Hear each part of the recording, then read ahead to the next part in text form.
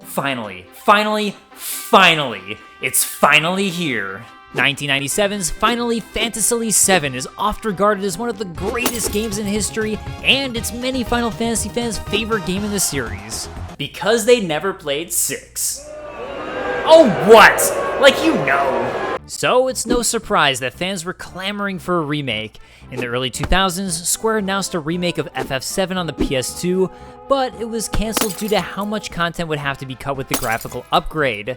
Demand for a remake grew following a PlayStation 3 tech demo at the 2005 Electronic Entertainment Expo showcasing the opening of 7 with Square's new Crystal Tools engine. But enough history ripped directly from a Wikipedia page anybody can search for and read! In 2020, a Final Fantasy VII Remake was finally released to the masses, with many of the original major staff behind it. So, time for some original content about a game somebody else made using assets and music other people made. Final Fantasy VII Remake. The game begins, like the original game, with Cloud and Barret infiltrating a Mako reactor in the city of Midgar, along with the assistance of fellow Avalanche Resistance members Jesse, Biggs, and Wedge. Midgar being a super city powered by the Mako these Shinra reactors collect from the planet, and which basically acts like electricity. Except it's bad. The game is ripe with symbolism about environmentalism and classism, with Midgar itself being a giant pizza-shaped city where the rich people live on the upper level, and poor live in the slums of the lower level. All of this symbolism is stuff I covered extensively in my super show of the original Final Fantasy VII, and I don't feel like going over it again, so just watch it. The first thing fans of the original game will notice, outside of how gorgeous the graphics look, is the revamped battle system in FF7 Remake. This new battle system is an interesting merger of action RPGs, where players can combo and wail on enemies, and the traditional FF7 battle system. There's a gauge you have to fill up with each character in order to use an action other than attacking or defending, which fills faster for the character you're controlling. And this is where I ended up really falling in love with FF7 Remake's battle system. When I first started playing, I was genuinely bad at this. You don't have to switch which character you control, and it felt a little overwhelming switching between characters, so I'd usually just stick to one, at first. By the end of the game, though, I was ping-ponging back and forth between everyone, and each time I had one character performing a special attack, I'd switch over to a different character to fill their gauge up and use a new special attack. Meanwhile, each character specializes in something different, and enemies all have different kinds of weaknesses, so there's a surprising amount of strategy at play. It ends up feeling fantastic, and a great merger between action and strategy. Your first mission is easy peasy. Jesse has built a bomb to disrupt a Shinra reactor, so you just gotta bring it in, set it, and take Shinra down a peg. You know, fight for the planet and all that jazz.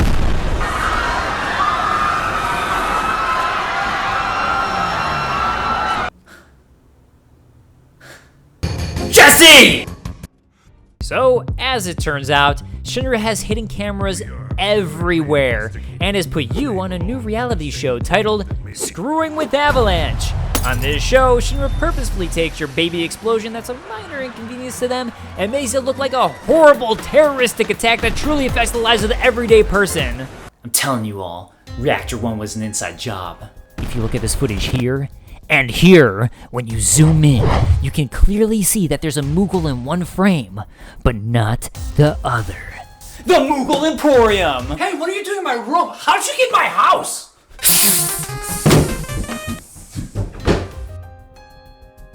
Cloud gets separated from the group on the way back to their hideout in the Sector 7 slums, and starts having flashes to both his past and to his certain Shapiroith.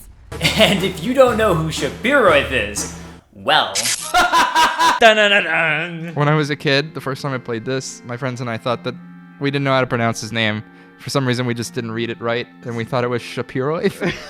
What? So we would always be like, Shapiroith is coming! Oh shit! You thought it was Shapiroith? For like a month or two. And of course, in the middle of absolutely tripping out, you run into Aerith, who doesn't seem to give a crap. At all. Look, I'm involved in things. Dangerous things. Oh, I'm sure you are. So? So what I'm getting out of this is the best way to get a girl is to trip balls in front of her and basically tell her you're a criminal. Let's try it!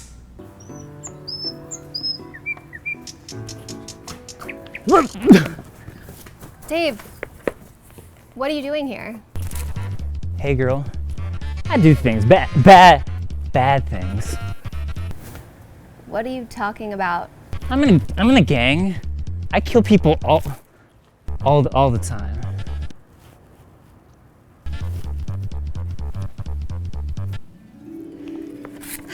That is so hot. Do you want to come inside?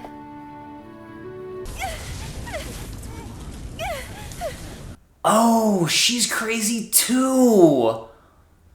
It makes sense now. So let's get away from that mess and instead hop on a train to meet up with the rest of the group. Like Barrett, whose dumbasses decide to blow our cover and start berating Shinra employees literally right after the explosion and we're trying to lay low.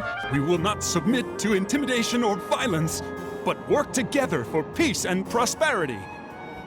That is how civilized people change the world. That's right. That is the Shinra Creed. Oh, they're dumb as rocks. I guess it's all good then. We also get one of my favorite tracks playing from the soundtrack, Shinra's Creed, so now is as good a time as any to talk about the music. And by that, I mean to say this just happened to be a good segue, and I purposefully wrote it in so I could talk about the music. Good. What? I don't need to write an essay about it. Returning to the Sector 7 slums and Avalanche's headquarters at 7th Heaven, you finally reunite with Cloud's childhood best friend and best girl, Tifa. Oh, Tifa, you are the best girl. You're the only one for me. If there were a best girl competition, you'd be the only one I'd choose. I wrote that song for, Aerith Gainsborough. Another new addition to the FF7 remake is introduced with Tifa, that being a few side missions in some of the slums you'll interact with, such as the Sector 7 slums. While most of the side quests are fairly benign and, of course, totally optional, I actually found myself really looking forward to them. In the original game, the towns were, to me, more memorable for their music and general aesthetic than anything else. These side quests made me actually care about the people who lived in the towns and get a much better feel for them, as well as a sense of belonging. You know, like helping a child find a bunch of lost cats! This sucks. You are wanted on the next terroristic mission, but Jessie feels bad about how her first bomb, to her mind, caused this.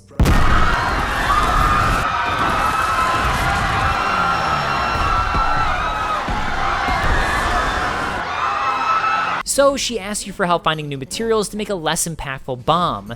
This leads to Jessie's home and a nice glimpse of the upper class of Midgar. While the original game only really showcases the slums, here we get to see how the rich people live and a better idea of the class system going on. But first, you need to get there. Now, I talked extensively in the original FF7 Super... I loved the motorcycle segment. It adds a nice action accent, and was a nice pacing break from the JRPG grinding. The FF7 remake adds an additional motorcycle segment and even some new mechanics. It's a short mission, but I definitely appreciated it. It also has the most anime thing of all time.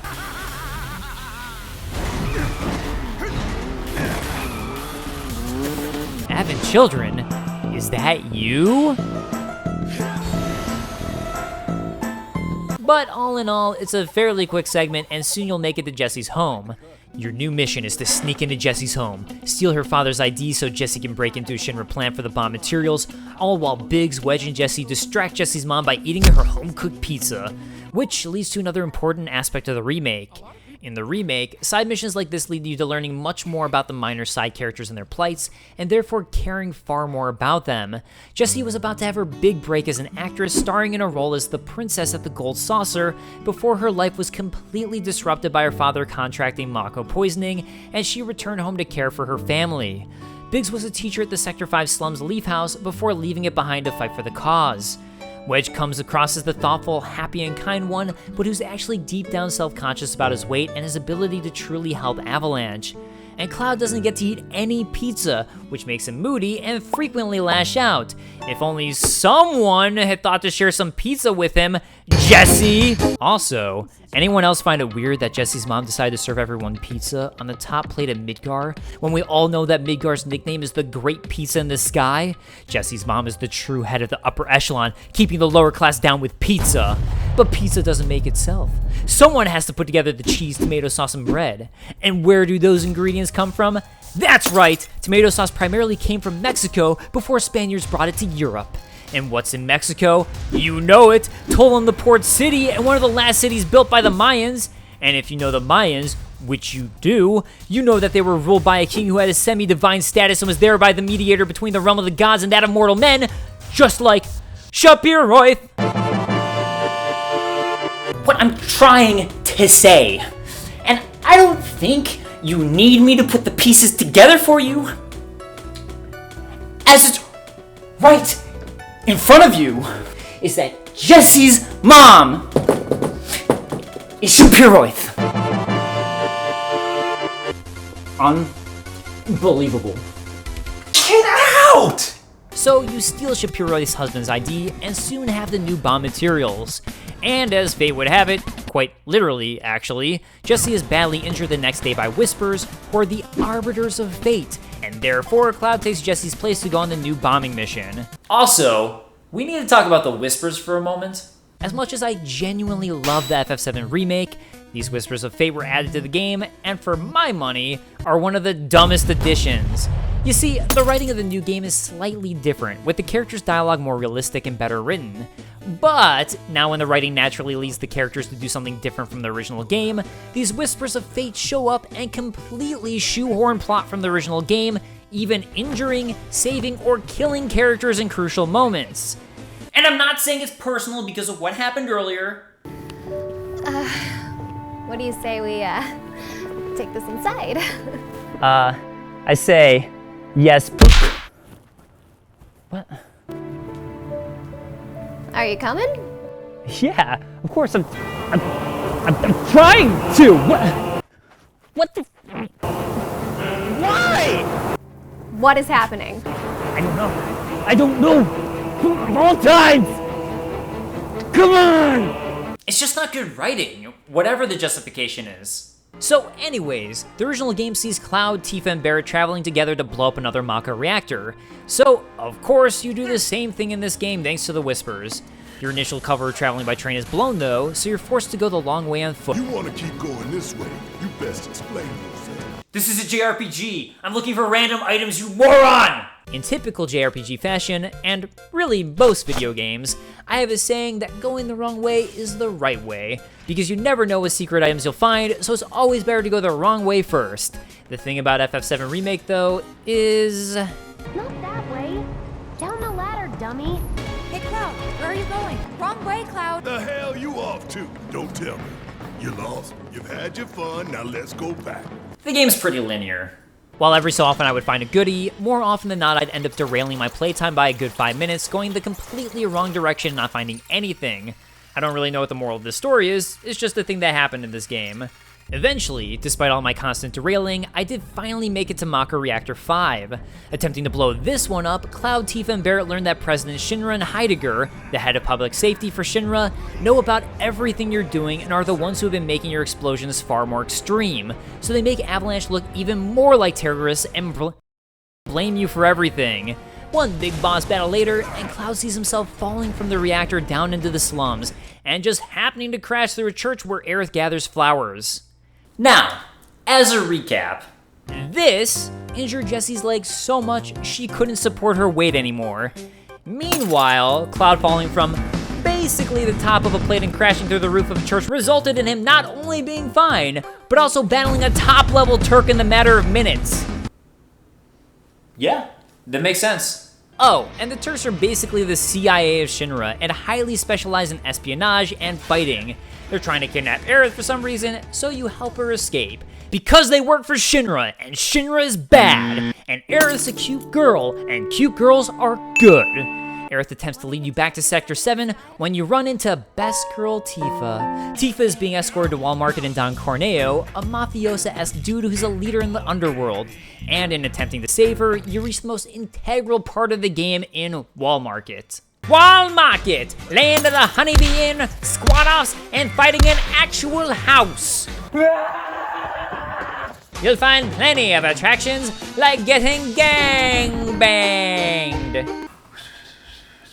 What? They cut that? Like not getting gang-banged. You'll even cross-dress for Don Corneo for a chance to be his wife, who somehow chooses Cloud over Tifa? Like, look, you can be into whatever you want, Don, even though the right choice is Best Girl Tifa, and every other choice is clearly the wrong answer. But I'm just saying that Cloud's outfit and voice... You're even cuter than I thought. Back off. Pathetic. What was that? doesn't really hide that he's a guy, like, at all. At least not for this much of a shocked reaction.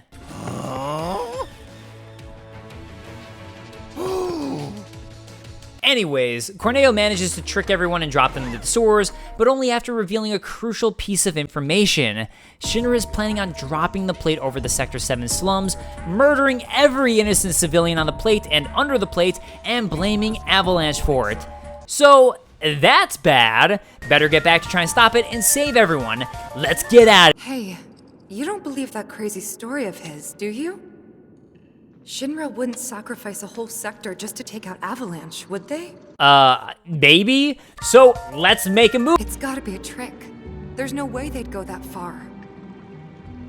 But what if Corneo really was telling the truth? Damn it, Tifa. Hurry, hurry, hurry, come on. If it's true, we gotta go. Come on. Hey, Cloud.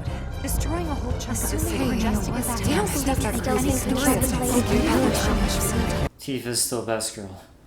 Tifa's still best girl.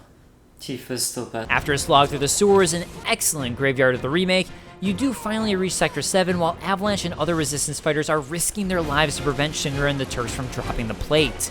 And, sadly, we see a few of our now beloved comrades perish. The first to go is Biggs. Our future is in your hands.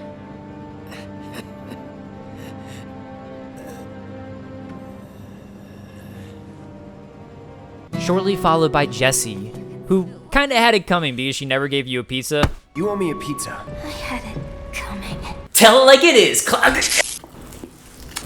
Wedge survives as he has to save a bunch of cats, but Aerith is captured by the Turks, the plate falls, and Shinra murders.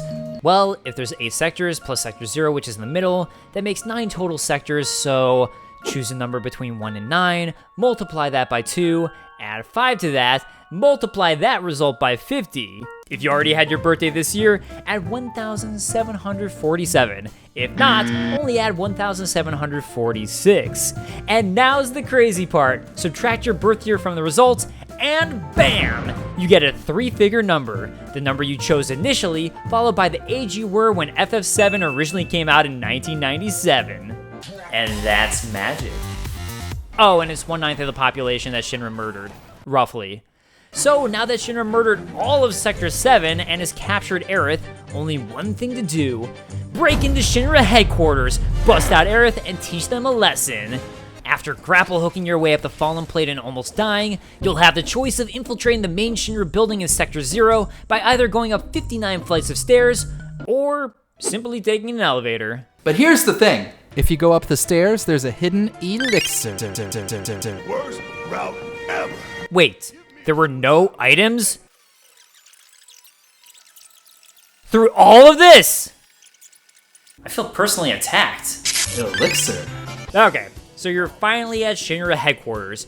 You're ready to bust some heads, save Aerith, which you do, meet Red 13, an unplayable character who joins your party, and escape. It's time for the big climactic finale, when Hojo's Poopy Lab.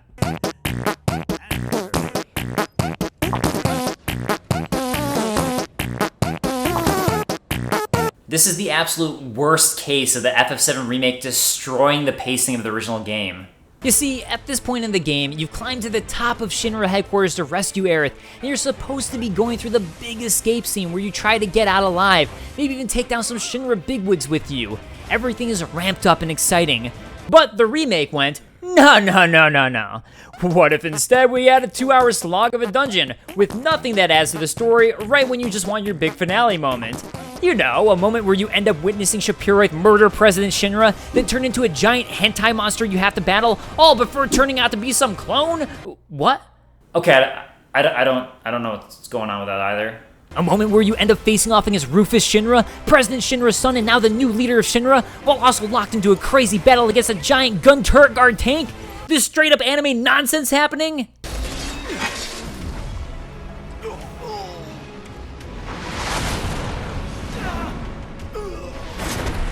And that's when you get into an epic motorcycle chase sequence, which is the perfect Advent Children's Motorcycle Madness. And a battle against Destiny itself as you face off against the Whispers of Fate and Shapiroth again. And wait, what was that last part? So, you battle a giant Destiny monster. This is where the game suddenly gets a lot weird. Conceptually, I get the idea where changes need to be made from the original game. In the original FF7, at this point in time, you're truly introduced to Shapiroth and every character agrees, yeah, he's a bad dude, let's go fight him. But in the remake, as the writing is more grounded, you need a bit more motivation and incentive, and this moment is used to showcase that a meteor will be crashing into the planet, murdering everyone due to Shapiroth. It's a powerful idea, just handled in an incredibly ethereal and non-straightforward manner, and all the Whispers of Fate and Destiny crap kinda gets in the way, in my opinion. By winning, you've somehow rewritten Fate and Destiny, which I guess references the original game, because somehow Biggs has somehow survived? What? He's alive? He was literally right under the plate when it fell. You know, the one that you had to take a zip line to escape from? Motherfucker's dead. But while I did have some issues with the Whispers and some of the pacing breaks, overall, I thought the Final Fantasy VII Remake was an incredible way to bring the franchise into a modern era. For me, it succeeded on just about every single level, and once I started playing it, I seriously could not stop. I fell in love with the original characters all over again, and not just that, but even more so than I had from the original game. There's also all this stuff with 15 swords at the same... Finishing off Midgar? You've finally done it. You've made it outside into the main portion of the game. Now you can begin to roam around the entirety of the planet. And this is when the game truly starts. Dilly-dally Crisis core. finish Prequel. ends.